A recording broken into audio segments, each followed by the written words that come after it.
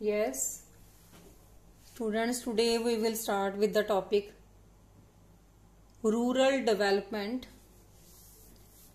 Rural development means India में हमारे जितने भी गांव है उनकी डेवलपमेंट कैसे होगी. नाउ वी नो दैट कि मेन जो ऑक्यूपेशन है इंडिया में एग्रीकल्चर रहा है पुराने टाइम से लोगों का. आज भी हमारे देश की 50% से भी ज्यादा जो पॉपुलेशन है वो एग्रीकल्चर के ऊपर डिपेंड है. तो मेनली जो एग्रीकल्चर है वो है ही रूरल एरियाज में. तो ये मेजर इनकम जो है रूरल एरियाज में कहाँ से आती है? एग्रीकल्चर से. So first of all starting with the meaning कि रूरल डेवलपमेंट जो है वो कैसे हो सकती है और इसका मीनिंग क्या है. अब इंडिया में रूरल सेक्टर में एग्रीकल्चर जो है वो मेन सोर्स ऑफ इनकम है लोगों का. सो एग्रीकल्चर की अगर डेवलपमेंट सही तरह से होगी तो इट मीन्स डेवलपमेंट किसकी होगी? रूरल एरियाज की. सो जिस तरह से मैंने बेटा कीवर्ड्स जो है अंडरलाइन किए हुए हैं सेम वे आपने भी अपने बोर्ड एग्जाम में इसको अंडरलाइन करना है तो जिससे आपका जो स्कोर है वो मैक्सिमम हो पाएगा. अब जो रूरल डेवलपमेंट है क्या मतलब है इसका? इसका मतलब सिर्फ एग्रीकल्चरल डेवलपमेंट नहीं है, इसमें ऑल जो अदर एस्पेक्ट्स हैं वो भी इन्वॉल्व हैं. जैसे इकोनॉमिक एंड सोशल जो सेक्टर्स हैं वो भी इन्वॉल्व हैं.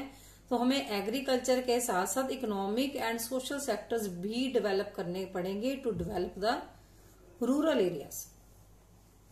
अब रूरल एरियाज को डेवलप करने के लिए गवर्नमेंट ने डिफरेंट प्रोग्राम्स इंट्रोड्यूस किए हैं अपने 5 ईयर प्लान्स में. अब रूरल एरियाज में डेवलपमेंट के लिए लोगों को credit facilities that means loan चाहिए होता है क्योंकि रूरल एरियाज में जो हमारे लोग हैं वो ज्यादा अमीर नहीं हैं.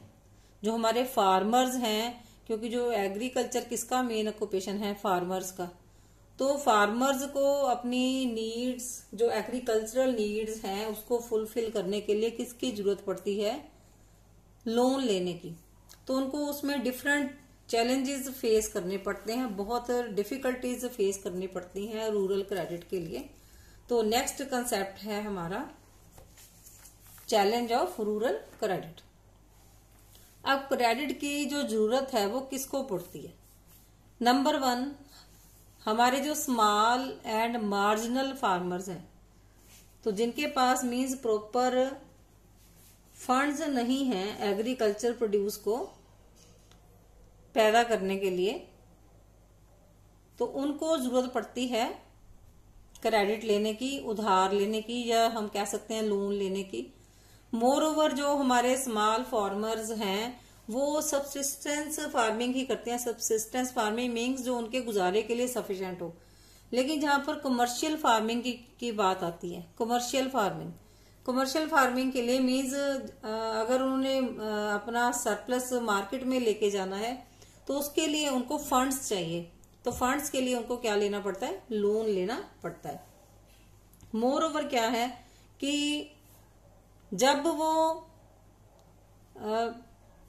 सो करते हैं सीड्स अपने फील्ड में और जब क्रॉप्स की हार्वेस्टिंग होती है, कटाई होती है, उसमें टाइम लैग बहुत ज्यादा है.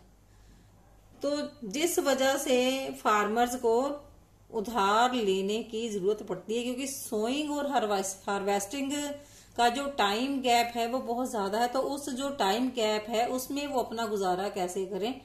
तो उस टाइम के लिए तो उनके पास क्रॉप्स नहीं होती. क्रॉप्स से तो इनकम तब होगी जब उसकी कटाई होगी.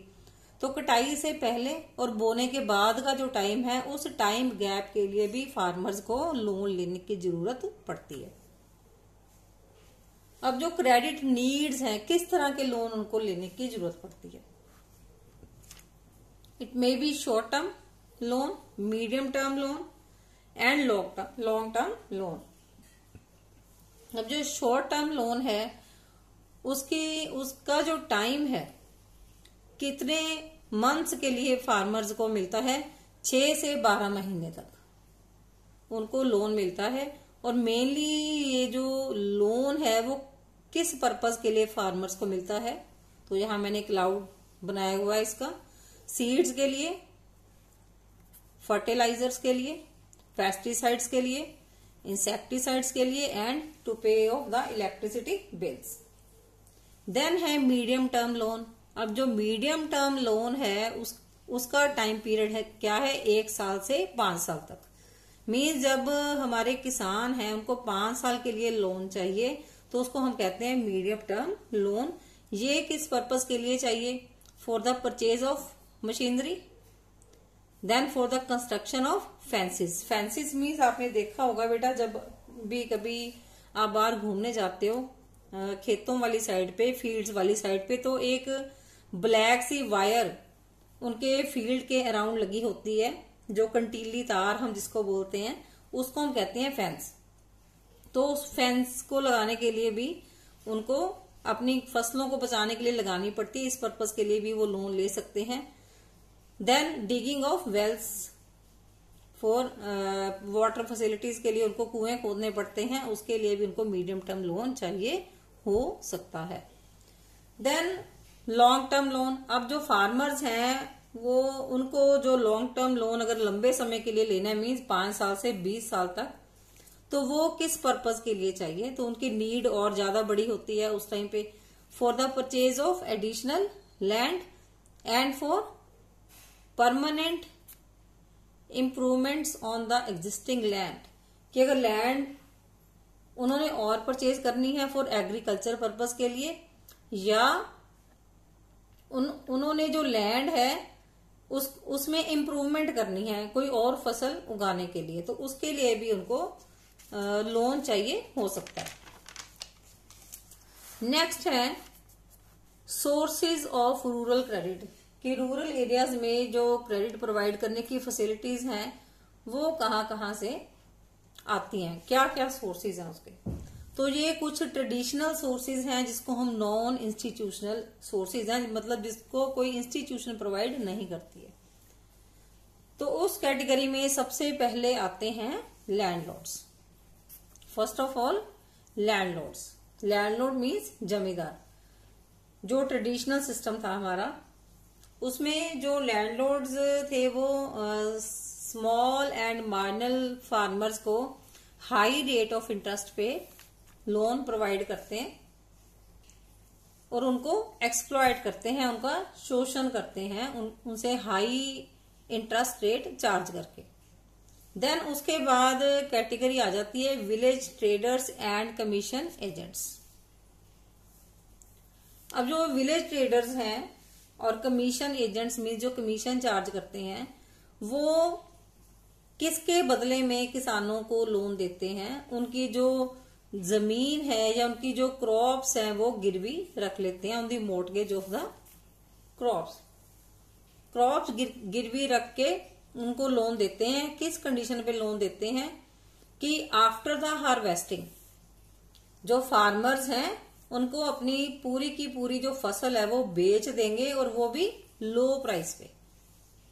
तो देखो कितनी बुरी तरह से एक्सप्लॉइट करते रहे हैं village traders and commission agents farmers को, कि उनकी जो फसल है उसके अगेंस्ट वो लोन देते थे, और जो फसल पकने के बाद और कटने के बाद सारी की सारी फसल किसकी हो जाती थी, विलेज ट्रेडर्स की, और वो भी लो प्राइस के, और वो बाजार में महंगे दामों में बेच के सारा प्रॉफिट वो खुद कमाते थे। नेक्स्ट है मनी लैंडर्स, महाजन। ये भी ट्रेडिशनल सिस्टम था। तो ये भी फार्मर्स को एक्सप्लॉइट करते थे by charging high rate of interest and by manipulating accounts. Manipulating accounts means कि क्योंकि गांवों में जो हमारे किसान भाई लोग हैं वो इतने ज्यादा पढ़े लिखे तो होते नहीं, तो जो मनी लैंडर्स हैं वो क्या करते थे कि कम लोन देके ज्यादा अमाउंट की लोन के ऊपर उनका अंगूठा लगवा लेते थे। तो बेचारे जो फार्मर्स हैं वो बहुत बुरी तरह से एक्सप्लॉइट होते रहे हैं मनी लैंडर्स के हाथों। अब next fourth non institutional source है रिलेटिव्स, कि कई बार जो फार्मर्स हैं वो अपने रिलेटिव्स से भी लोन लेते हैं। ये जो रिलेटिव्स हैं, हमारे जो रिश्तेदार हैं, वहां से उनको 0 रेट ऑफ इंटरेस्ट पे लोन मिल जाता था और हार्वेस्टिंग के बाद वो वापस कर देते थे। तो इसके ऊपर कोई जो रिलेटिव्स हैं, कोई बहुत बेशर्म ही होगा जो इंटरेस्ट लेगा अपने रिश्तेदार से। तो 0 रेट ऑफ इंटरेस्ट पे जो इनफॉर्मल लोन्स हम इसको कहते हैं, कि फॉर्मल वे में जो नहीं होता, तो ये बहुत शॉर्ट पीरियड के लिए लगा लो कि 3 महीने या 6 महीने के लिए, जब तक फसल पक के तैयार होती है तब तक के लिए अगर फार्मर्स को थोड़ी अमाउंट का लोन चाहिए होता था, वो अपने रिलेटिव से ले लेते थे at 0 rate of interest. Then next है इंस्टीट्यूशनल सोर्सेज की इंस्टीट्यूशंस के थ्रू जो है वो लोन कैसे मिलता रहा फार्मर्स को। तो मेन ऑब्जेक्टिव्स क्या हैं इंस्टीट्यूशनल सोर्सेज के, कि नॉन इंस्टीट्यूशनल सोर्सेज गवर्नमेंट ने देखा कि फार्मर्स को बहुत बुरी तरह से एक्सप्लॉयट भी करते हैं और हाई रेट ऑफ इंटरेस्ट भी चार्ज करते हैं। अब जो इंस्टीट्यूशनल सोर्सेज हैं उनका जो मेन एम है वो क्या है, फार्मर्स को लो रेट ऑफ इंटरेस्ट पे फंड्स प्रोवाइड करवाना at low rate of interest, और जो मार्जिनल फार्मर्स हैं उनको असिस्ट करना मीन्स उनकी हेल्प करना। किस चीज में? To raise agriculture productivity to earn maximum income, ताकि जो एग्रीकल्चर प्रोडक्टिविटी है वहां से उनको मैक्सिमम इनकम हो सके। नेक्स्ट है बेटा हमारे टाइप्स ऑफ इंस्टीट्यूशनल सोर्सेज। कौन कौन से इंस्टीट्यूशनल सोर्सेज हमारे हैं मेन? इसमें फर्स्ट ऑफ ऑल आते हैं हमारे कोऑपरेटिव क्रेडिट सोसाइटीज। अब कोऑपरेटिव क्रेडिट सोसाइटीज जो हैं, ये क्या इनका फंक्शन है, क्या काम करती हैं? तो ये जो पॉइंट्स हैं वो सारे ही इंपॉर्टेंट हैं। कोई भी एक पॉइंट इसमें आ सकता है कि कोऑपरेटिव क्रेडिट सोसाइटीज के फंक्शंस बताओ या स्टेट बैंक ऑफ इंडिया के फंक्शन बताओ। इस तरह से कई इंस्टीट्यूशनल सोर्सेज हैं गवर्नमेंट की तरफ से अवेलेबल हैं। तो जो कोऑपरेटिव क्रेडिट सोसाइटीज हैं, क्रेडिट मीन्स लोन देने वाली सोसाइटी, वो फार्मर्स को प्रोवाइड करती है loan at low rate of interest. Provide adequate means जितना उनको चाहिए उतना। उसके बाद गाइडेंस भी प्रोवाइड करती है। किस चीज की guidance? In different agricultural operations to raise productivity.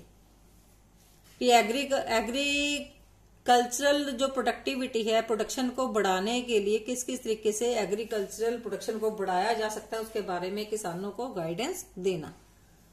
Then उसके बाद फार्मर्स को क्रेडिट प्रोवाइड कराना timely and rapidly. Timely means कि जब वो डिमांड करते हैं उसी वक्त लोन प्रोवाइड करवाना और तेजी से लोन प्रोवाइड करवाना फार्मर्स को, ताकि उनको वेट न करना पड़े। अब जो कोऑपरेटिव सोसाइटी थी मेनली इसने किसको एलिमिनेट किया? मनी लैंडर्स को। जो नॉन इंस्टीट्यूशनल सोर्सेज थे उनको एलिमिनेट कर दिया, उनको बाहर निकाल दिया किसानों की पहुंच से, ताकि वो मनी लैंडर्स के शोषण का शिकार न बन सके।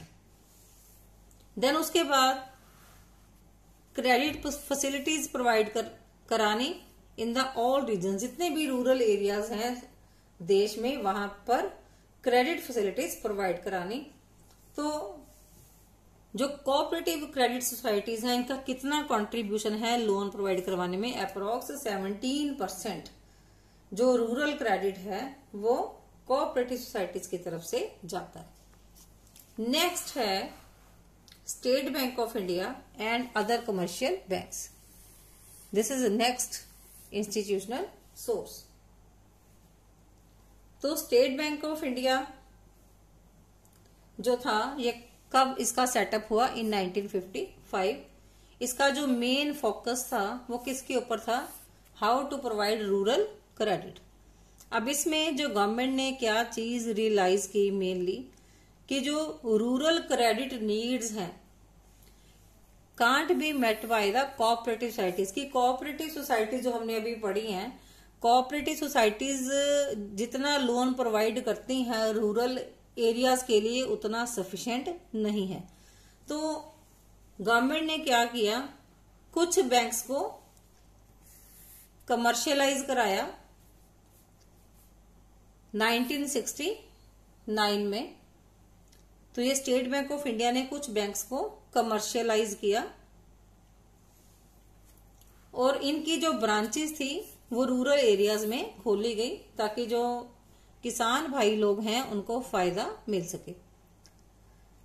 अब जो कमर्शियल बैंक्स हैं वो क्या करने लगे, वो डायरेक्ट ऑफर देने लगे क्रेडिट फैसिलिटीज का फार्मर्स को और indirectly through the cooperative societies. तो वो खुद भी थे जो फार्मर्स की हेल्प करने लगे to provide them loan facilities और कोऑपरेटिव सोसाइटीज की हेल्प भी करने लगे ताकि कोऑपरेटिव सोसाइटीज जो हैं वो भी रूरल एरियाज में रहने वाले फार्मर्स की हेल्प कर सके। तो ये था स्टेट बैंक ऑफ इंडिया की तरफ से जो फैसिलिटीज दी गई। Next is regional rural areas. Next institution is regional rural banks जिसको हम आरआरबी भी कहते हैं एंड लैंड डेवलपमेंट बैंक्स। अब रीजनल रूरल बैंक्स नेम से ही क्लियर हो रहा है कि ये रूरल सेक्टर के लिए हैं और लैंड डेवलपमेंट बैंक्स हैं ये रूरल और अर्बन दोनों के विकास के लिए बनाए गए। अब ये आरआरबीज एंड एलडीबीज सेटअप किए गए to promote the credit supplies, loan की फैसिलिटी प्रोवाइड करने के लिए।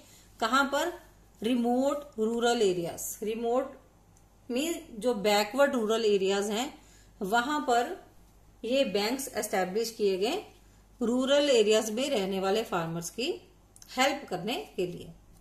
तो आरआरबी की अर्बन एरिया में कोई ब्रांच नहीं है, it has no branch in urban area. अब जो एलडीबी है लैंड डेवलपमेंट बैंक्स, इसकी ब्रांचेस हैं दोनों में, अर्बन में भी और रूरल में। बोथ बैंक जो हैं, जो आरआरबी और एलडीबी, इनका फोकस किस पे है कि जो वीकर सेक्शंस हैं उनको उनकी क्रेडिट नीड्स को देखना। अब जो एलडीबी है इट प्रोवाइड क्रेडिट, ये फैसिलिटी लोन की देती है अगेंस्ट किसके, by mortgage of the land, कि लैंड गिरवी रख के उसके बदले में लोन प्रोवाइड करना, ये किसका फंक्शन है, लैंड डेवलपमेंट बैंक। नेम से ही क्लियर हो रहा है, land development bank means land को गिरवी रख के उसके बदले में किसानों को लोन देना। अब बेटा नेक्स्ट जो इंस्टीट्यूशनल सोर्स है that is NABARD. It's very famous and full name is, आपने पहले भी सुना होगा, ये बड़ा फेमस बैंक है, national bank for agriculture and rural development. अब ये बैंक सेटअप हुआ था कब, 1982 में। अब इसको हम अपेक्स फंडिंग इंस्टीट्यूशन बोलते हैं, आप इसको बिग बॉस कह सकते हैं। जितने भी जो बैंक्स हैं वो एग्रीकल्चरल क्रेडिट देते हैं उन सबका दादा या सबका बॉस या सबका हेड लीडर बैंक, तो उसको हम अपेक्स बैंक बोलते हैं to provide credit in the rural areas. अब इसका जो मेन फोकस था वो क्या था कि जितनी भी क्रेडिट इंस्टीट्यूशंस हैं जो भी लोन प्रोवाइड करते हैं, जो हमने अभी प्रीवियसली पढ़ी हैं सारी, आरआरबी, एलडीबी, एसबी एक्सेट्रा या कोऑपरेटिव सोसाइटी, उनकी फंक्शनिंग को इम्प्रूव करना और उनकी जो लोन देने का स्ट्रक्चर है उसको रीस्ट्रक्चर करना, मीन्स रीडिजाइन करना, दोबारा से उसका जो स्ट्रक्चर है उसको चेक करना, ताकि जो किसको इम्प्रूव किया जा सके, to improve the credit delivery system, कि रूरल एरियाज में जो क्रेडिट फैसिलिटी प्रोवाइड करवाई जाती है, जो लोन देने की फैसिलिटी है, उसको इम्प्रूव किया जा सके। तो ये मेन फंक्शन रहा किसका, नेबार्ड का, कि सारे जो बैंक्स हैं उनको चेक करना, जो रूरल एरियाज में लोन की फैसिलिटी प्रोवाइड करते हैं उनके सिस्टम को रीस्ट्रक्चर करना। नेक्स्ट फंक्शन इसका क्या रहा नेबार्ड का, कि लिंक बनाना किसके साथ, government of India, state government के साथ, रिजर्व बैंक ऑफ इंडिया के साथ, जितने भी नेशनल लेवल के इंस्टीट्यूशंस हैं जो क्या करते हैं, जो रूरल क्रेडिट फैसिलिटीज की पॉलिसीज को बनाते हैं, उनके साथ लिंक एस्टेब्लिश करना, ताकि जो रूरल में जितना भी क्रेडिट का फाइनेंस दिया जाता है, जितनी भी फंडिंग होती है रूरल एरियाज में, जितनी भी लोन की फैसिलिटी प्रोवाइड करवाई जाती है, उसके ऊपर प्रॉपरली चेक रख सके। So to coordinated rural financing activities. Then उसके बाद जितने भी गवर्नमेंट ने प्रोजेक्ट बनाए हैं उनको पूरी तरह से चेक कर सके और इवेल्युएट कर सके कि जो प्रोजेक्ट है गवर्नमेंट के वो सही तरीके से चल रहे हैं या नहीं चल रहे regarding providing credit facilities in the rural areas. अब जो लोन्स गवर्नमेंट ने प्रोवाइड किए फार्मर्स को, किस पर्पस के लिए? For seeds, fertilisers, for agricultural purpose. तो ऐसे ही लोन्स को क्या नाम दिया गया? टेकवी लोन्स, TACCY, टेकवी लोन्स। ये 1 मार्क में आ सकता है क्वेश्चन आपको कि गवर्नमेंट ने जो फार्मर्स को लोन प्रोवाइड किए उनका नाम क्या रखा गया? टेकवी लोन्स। और उसका रेट ऑफ इंटरेस्ट भी बहुत कम रखा गया, दैट इज 6% पर एनम। तो बहुत लो रेट ऑफ इंटरेस्ट पे फार्मर्स को टेकवी लोन्स प्रोवाइड करवाए गए। अब next is reserve Bank of India. Reserve Bank of India आप सब जानते ही हो। अब सारे बैंक, सारे कमर्शियल बैंक्स, स्टेट बैंक और जितने भी रूरल एरियाज में फैसिलिटीज प्रोवाइड करने वाले सारे बैंक टोटल किसके अंडर काम करते हैं? Reserve Bank of India. तो it is topmost apex institution. इसका सेटअप कब हुआ? 1935 में। और इसका जो मेन फोकस है, वो मेन एम क्या है? To provide short term refinance credit facilities for agriculture के लिए तो लोन प्रोवाइड करना ही है, जो उसके साथ रिलेटेड एक्टिविटीज हैं, एलाइड एक्टिविटीज लाइक फिशरीज है, माइनिंग है या कुछ और फैसिलिटीज हैं, हॉर्टिकल्चर है, हर एक चीज के लिए लोन प्रोवाइड का काम जो है वो मेन जो बैंक है वो कौन सा है? रिजर्व बैंक ऑफ इंडिया, जो सारे बैंक्स के ऊपर चेक रखता है इस काम के लिए। देन RBI ट्रेनिंग भी प्रोवाइड करता है और प्रोफेशनल्स भी प्रोवाइड करता है जो इस काम को चेक करते हैं, इवेल्युएट करते हैं और प्रोजेक्ट्स गवर्नमेंट के कंप्लीट करते हैं।